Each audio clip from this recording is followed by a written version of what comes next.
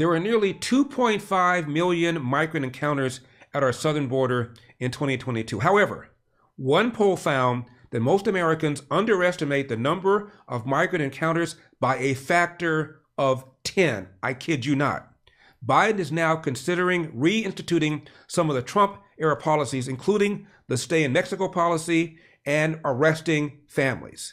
And now, because resources are being moved from our northern border to the southern border, more migrants are now entering from the northern border. Here's a recent report about the southern border by Fox's Bill Malugin, who is the only major TV news reporter who has been consistently covering this border crisis. This was easily the biggest group we have ever seen during our 19 months of covering this border crisis, and they all crossed illegally into El Paso last night. And we got some pretty wild camera footage to show you. Take a look at this. This was last night in El Paso, a massive caravan of over 1,000 illegal immigrants crossing into El Paso last night. Local media there reporting it was potentially up to 2,000 people and that it was possibly the biggest mass crossing in the city's history. Now, as you look at the video, you'll see just wave after wave after wave of these people walking across the river and then gathering on the U.S. side of the river where they kind of form a single file line. And you'll see that single file line starts stretching almost as far as the eye can see, as again well over 1,000 people crossed there. And it was cold there last night, so you'll see many of them started setting campfires in an effort to keep warm. And CBP sources tell Fox News that over the last 24 hours in that sector in El Paso, there have been more than 2,400 illegal crossings. Border Patrol there has more than 5,000 migrants in custody right now. They're completely overwhelmed, completely over capacity, so they've started mass releases of these people. They're just dropping hundreds of them off at a time in El Paso City streets. So the question here, where did all these people come from? We'll show you. They were bussed in with a Mexican police escort. Take a look at the second piece of video here. Fox News on scene in Ciudad Juarez as about 20 of these migrant buses filled with these migrants received a Mexican police escort into Ciudad Juarez, the city directly across from El Paso. And then they were all dropped off at local shelters and NGOs there in Juarez. But of course, they didn't stay at those shelters. They all started walking over to the river, walking to the border. And as you can see from the video, they started crossing in mass. Bizarre to see the Mexican government essentially escorting them there to have them cross just a few minutes later. And back out here live, Tucker, the numbers just exploding here at our southern border, with the U.S. Border Patrol chief saying in the last 48 hours, there have been more than 16,000 illegal crossings, averaging out to 8,000 per day. Stunning. Please welcome Chris Shemolinsky, Vice President, Deputy Director of Numbers USA. Chris, thank you for coming on. I've talked to a number of experts, including some Border Patrol agents and former ones, and I always ask them the same question. What's the rationale? I mean, I know that the Biden administration thinks that Donald Trump was a racist, and therefore they want to be non-Trump. But the rationale behind reversing all of these policies, given millions of illegal aliens coming into the country, you think that at some point they'd say, you know what, maybe we might have gotten this wrong? Yeah, it's a puzzling question. I'm not quite sure what the rationale is. I think there could be a few explanations for it. One is that they're just trying to create complete chaos at the border to try to draw Republicans to the bargaining table. They've been somewhat successful on that. They've had a few, such as Senator Tom Tillis from North Carolina, and of course Lindsey Graham and John Cornyn from Texas, who have said that they're willing to negotiate with the Democrats on some sort of a larger immigration bill that would, in likelihood, include an amnesty for the 11 million plus illegal aliens currently living in the United States. So that could be one rationale. Another, I think this is, quite frankly, this is what they believe in. You look at DHS Secretary Alejandro Mayorkas. He's always said throughout his career that he wants more and more and more immigration coming into the United States. They can't do it through passing legislation, so this is the way they do it.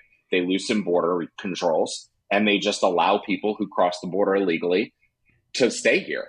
And they're even giving them work permits. So they've simply rolled out the red carpet, inviting these people to come. The last possible reason, and this is one you often hear, especially coming from more conservative folks, is the quote unquote great replacement theory.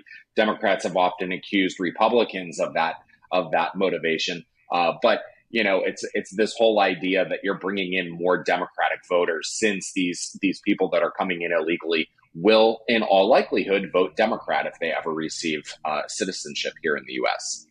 Well, that's what I was going to say next, Chris. I've often said that if illegal aliens turn residents, turn legal residents, turn citizens, turn voters, voted Republican, we wouldn't be having this conversation. Exactly. It reminds me of something that Ted Cruz said back when he was running for president against former President Trump back in 2016. And in the primaries, he said, listen, if we had lawyers and newspaper journalists streaming across the border, they'd be up in arms about this. But because it's people that aren't competing for jobs with the elite media, the media doesn't care. They turn a blind eye to it. Chris, I mentioned in my intro that the Americans, when asked how many illegal aliens came in our country last year, the average one said 250,000. 2.5 million is the answer. They underestimated it by a factor of 10. That is because when I watch Fox News and I see Bill Melugin, I cut on CNN, I cut on what I call MSNBC hee-haw, and nothing. So much of the country is completely oblivious to what's going on. They are. But yet you still do see it in some polling. For example, a few weeks ago, Gallup, there's a poll that a question that they ask regularly. They ask it every couple of months. And they simply ask folks, are you satisfied with the current state of immigration here in the United States? And do you want to see it increased, reduced, or remain the same? They had one of the highest levels of dissatisfaction ever in their most recent poll, and they had an increase across all political groups to reduce legal immigration. That hasn't happened for over a decade. So it was pretty amazing with the results, and that does tell me that despite those results, that people are miscalculating the vast size of the border crisis over the last 2 years, that they still do recognize that there's a border crisis and they're not happy about it. But thankfully, we do have some media outlets such as Fox News and the great reporting that Bill Melugin has done down there, as well as social media to share some of these stories, since this is another area where the legacy media has somewhat let down the American people in failing to report on what's really happening down there. Chris, give me your take on the cost of illegal immigration. I'm in California, where we have a large percentage of our population illegal. A large percentage of the illegal population in America lives in California. And I read years ago, a liberal reporter for the LA Times estimated that illegal immigration, including the cost of health care and the cost of educating the children of illegal aliens, whether they're born here or not, is about $25 billion a year just in California. And that was several years ago. You have a ballpark figure for how much illegal immigration is costing the American taxpayers every year? Right. I don't have a ballpark one off the top of my head, but it's definitely in the billions. And it's a hard number to calculate just because we know that people who are in the country illegally are paying some sort of taxes because they're buying goods at stores. So they're paying sales tax, they're paying a gas tax, they're paying, if they're living in an apartment or something, they're passively paying real estate taxes. So they are paying some form of taxes, but they're certainly not contributing into the system. And then there are the costs on the society that come with these illegal alien families that are residing here in the United States. We have to educate their children. There's the emergency room cost, the cost for public services, police, fire, and of course they're using our roads and bridges. So you need to continually maintain those because of the addition of use that the increased population of illegal immigrants are using. So there are costs there. It's just hard to quantify. What we have seen, studies coming from groups like the Heritage Foundation, that's done some pretty deep research on this, and they found that the average American family needs to make roughly $80,000 a year just to break even. And we know that the average illegal alien family isn't making that. So they're not contributing as much into the system as they're taking out on it. So they're absolutely a drain on taxpayers. What's that? The great Eldersky has in his baby brown libertarian fingers a pair of my slippers, and you can get a pair as well. All you have to do is call the number on your screen or go to MyPillow.com, promo code ELDER. By the way, they come in different colors and they come in a different style. This is the product that started it all, the MyPillow. There's now the MyPillow 2.0.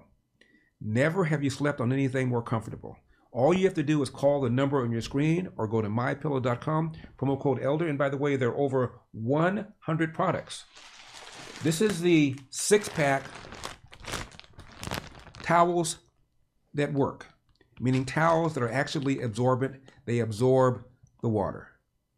Mike noticed that a lot of these stores that carry towels, the towels look great and they feel great. You get them home, they don't absorb the water. These do. And of course, they come in different colors.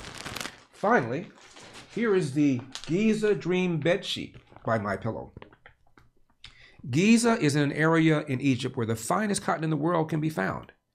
Now, they come in different colors. Mine, of course, is white because I am the black face of white supremacy. What other color would I get? But you're not. So you may want to order a different color. They also, of course, come in different sizes because guess what? Beds come in different sizes. All you have to do is call the number on your screen or go to mypillow.com, promo code ELDER. That's mypillow.com, promo code ELDER. Chris, how many illegal aliens are in the country? We hear every year 11 million, 11 million. Isn't it amazing? It never goes to 12, never goes to 9 or 10. It's always 11. Right. That's the $1 million question right now. It's I've been recently saying it's a range somewhere between 11 million and 18 million. 11 million is the last time we had an official number from the Department of Homeland Security, which is years and years and years ago. We were hoping that we would get a better idea through the 2020 census, but of course, at least the surveying experts have told me that COVID really messed up the count. So that's not really accurate. You can't go by that either, but it's amazing. Just in the two years that President Biden has been in office, you alluded to the 2.5 million number in fiscal year 2022. It's been more than 4 million apprehensions in total since President Biden took over office in 2021. So I can't see how it's still 11 million people. You got to think that number has increased, but we haven't seen an official government estimate yet. And some of the more regular surveys that the Department of Census does, the U.S. Census Bureau does, those are really just starting to catch up post-COVID. So we may get a little bit of a better idea in the coming weeks and months. But as of right now, we don't have anything to go by other than the last official estimate, which was 11 million. Chris, I saw some study by some professors, and I think one of them was from Yale, the other was from Penn, not exactly bastions of conservatism, and they put the number at between 25 and 30 million. So nobody really knows. We got 5 million people in the country illegally since the Biden administration. What do we do about that, Chris? Yeah, this is the age-old question. How do you deal with this? Well, one thing is it would be helpful if we started enforcing some laws in the interior of the United States. There's been virtually no interior enforcement under the Biden administration. If you're in the country illegally, you have nothing to fear. The only time you may fear something is if you murder somebody, rape somebody, get charged with a violent crime, then maybe you'll get on ICE's radar. Aside from that, they're not doing any worksite enforcement that we've seen in past administrations, both Republican and Democrat.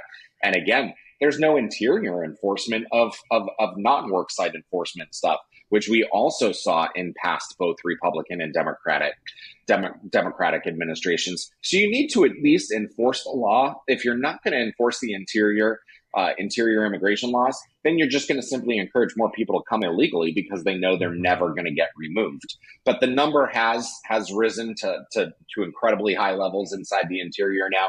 We think one of the best things that you can do is to require businesses to use the E-Verify system. This is the free and easy to use system provided by the Department of Homeland Security that employers can use to ensure that their new hires are authorized to work in the United States. That at least will keep illegal workers out of jobs. And if illegal aliens know that they can't get jobs legally here in the United States, those that haven't come will be discouraged to come, and those that are here may end up leaving if they can no longer work here.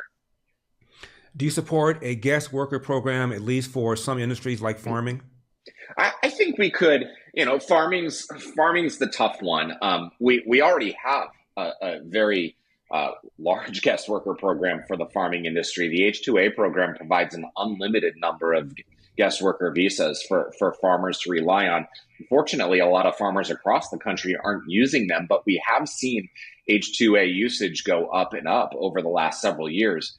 But I think there are some areas within our economy, highly specialized areas within our economy, where we may not have experts in those fields living here in the United States, and another country may have those experts. So that could be a case where guest worker programs would benefit us greatly. But at the same time, you also have to consider the brain drain on the country that they're coming from. Because if we bring a great mind here to the United States, you're removing a great mind from another country. And that's not going to benefit that other country either. So you have to weigh that delicate balance between the two. But yes, I mean, I think we could have a workable guest worker solution, a workable guest worker program. We just have so many of these guest worker programs now that there's very little oversight and there's tons of abuse.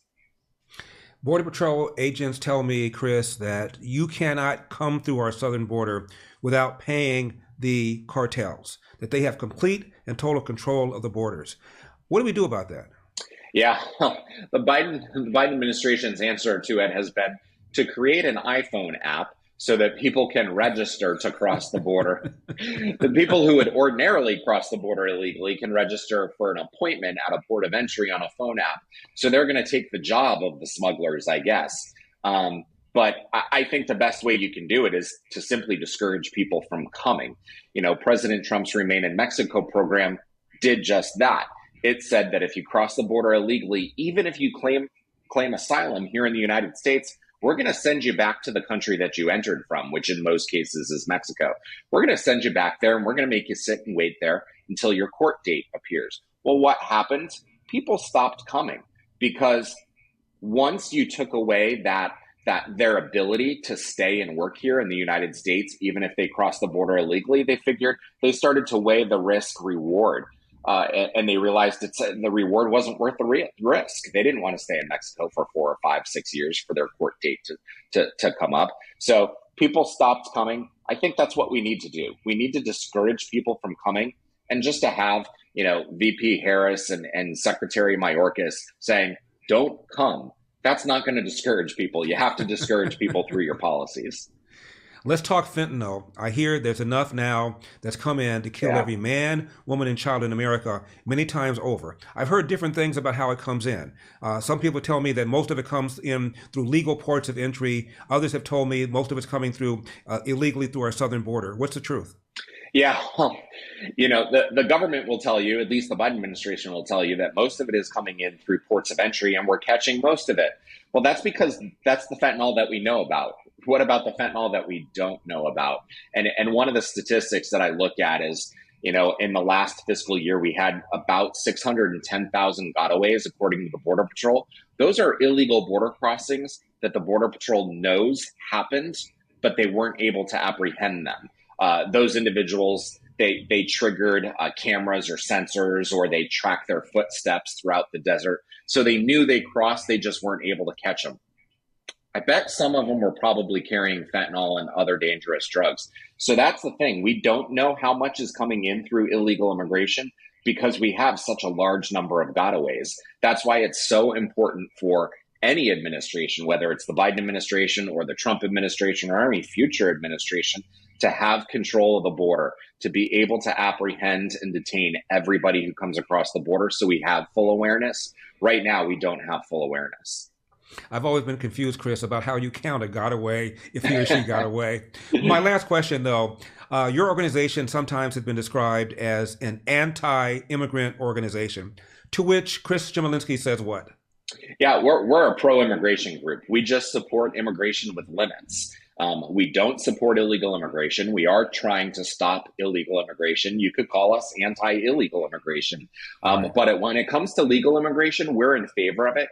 We just want to see it reduced to traditional levels from its historically high levels that it's currently at. If you look at what legal immigration levels were like post-World War II, heading into the early 1980s, it was in the 250,000 to 500,000 range. We're now well above 1 million every single year with new immigration. But what did we have during that era, post-World War II? We had the strongest middle class that the world has ever seen. So I think if we can return to sensible immigration levels, that it would do a lot for not only the people that are coming here through our immigration system, but also Americans. It would benefit Americans on a whole.